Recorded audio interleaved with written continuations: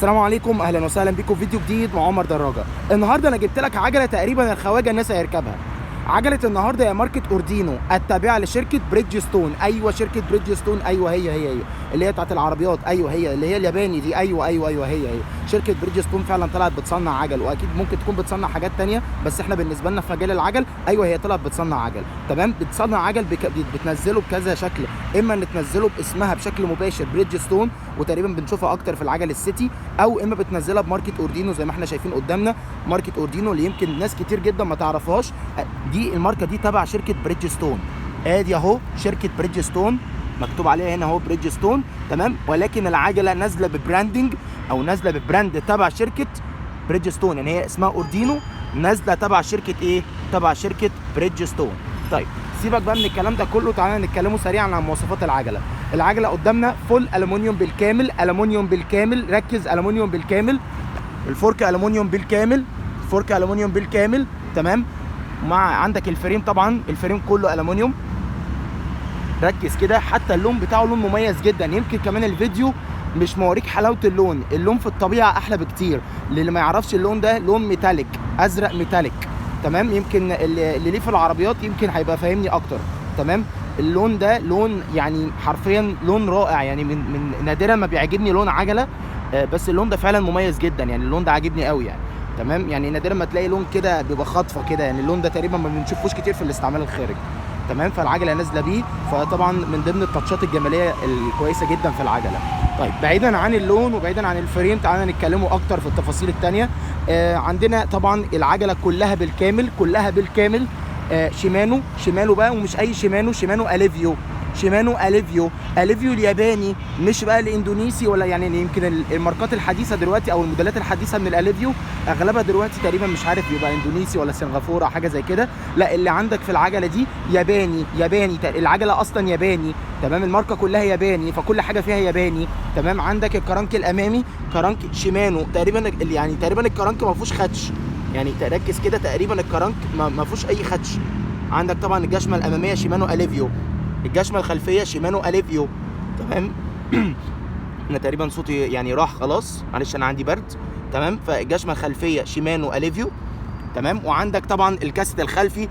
على فكره الكاسيت ده تقريبا اقرب للسبرنتات، كاسيت صغير خالص. تمام، الكاسيت الخلفي شيمانو برضو، مش متاكد برضو زي العجله اللي فاتت، مش متاكد اذا كان طبعا اليفيو ولا لا، بس نكتفي ان هو شيمانو في الفيديو هنا لحد ما نتاكد وبعد كده بقول لكم. تمام، فالكاسيت الخلفي شيمانو طبعا زي ما احنا شايفين هو كاسيت مفرغ. تمام، ده طبعا مفرغ ليه؟ عشان يقلل على قد ما يقدر من وزن العجله. زي ما احنا شايفين الكاسيت مفرغ، كاسيت شيمانو.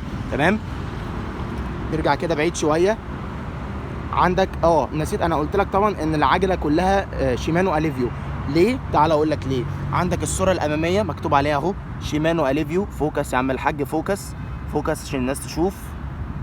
واضح ان انا مش جايه من الزاويه دي. طب تعالى من هنا ان شاء الله تكون بانت ايه. شيمانو اليفيو، شيمانو اليفيو.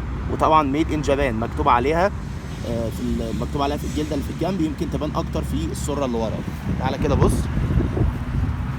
الصوره الخلفيه اهو شيمانو اليفيو. يا رب تكون بانت، بس هي كده كده بانت في اللي قدام. بص كده هنا ميد ان جابان، ركز ميد ان جابان اهي. تمام، فالسره حتى السره الياباني، فالعجله مش جروب اليفيو خلاص، لا العجله حتى السرر بتاعتها اليفيو. ايه تاني حبينا نتكلم عنه؟ طبعا الجنزير شيمانو، طبعا الكرسي طبعا ببلوكاج او كويك ريليز، يعني ايهما يعني انتم عارفينه.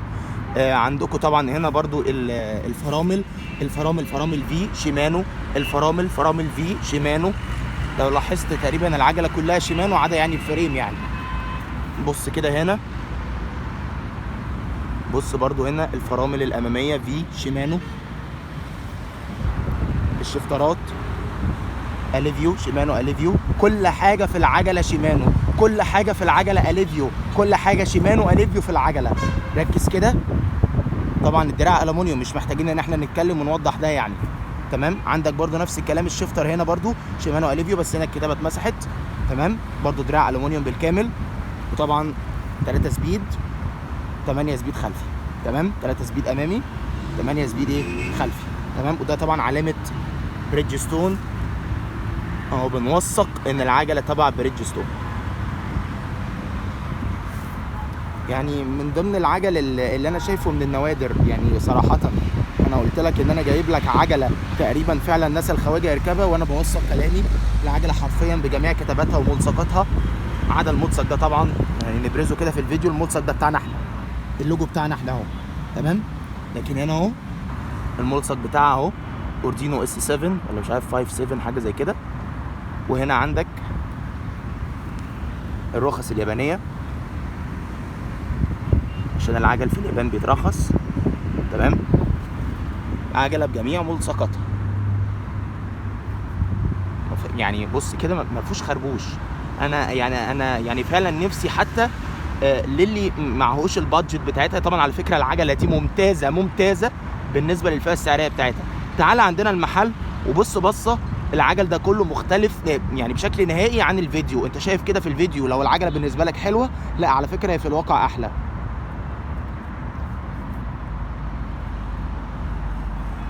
طبعا الرقبه اليفيو انا اسف، الرقبه اوردينو الومنيوم، والجادون اوردينو برضو الومنيوم. حتى الرقبه يعني فيها زي جنجاه كده شويه، اللون بتاع اللي يسمع عن المصطلح ده، مصطلح جنجاه، ان اللون بيتغير مع اختلاف اضاءات مع اختلاف المستويات بتاعت الضوء. يعني شبه العجله الجاينت اللي احنا كنا عارضينها الاسكيب، كانت لونها بالكامل كان جنجاه. هنا الرقبه برضو ايه لونها اللي هو متغير مع اختلاف مستويات الضوء. وبص هنا برضو عندك اللزقه الياباني، الملصق الياباني اهو. طبعا هنا عندك مكان تحط فيه شياله اماميه، وكذلك طبعا برضو في الجزء اللي ورا عندك مكان شياله خلفيه. وطبعا الجنود على نظام كويك ريليز. وطبعا الكفات عندك كفات الومنيوم. كرانك يعني يمكن من افضل الحالات او افضل جزء في العجله كحاله الكرانك. بص يعني ممتاز يعني. بس كده ده كده كل حاجه عن عجله النهارده. ما تنساش طبعا لايك وشير وسبسكرايب للقناه وتفعل زر الجرس بجانب زر الاشتراك عشان يوصلك اجدد فيديوهاتنا. وطبعا كالعاده الدراجه دي للبيع، اللي حابب يتواصل معانا هسيب لكم لينك الفيسبوك ولينك الانستجرام ورقم التليفون اللي حابب يتواصل معانا عن طريق اي منهم. واللي حابب يشرفنا في المحل ويشوف تشكيله العجل اللي موجوده عندنا برده تحت امركم. وبس كده، السلام عليكم.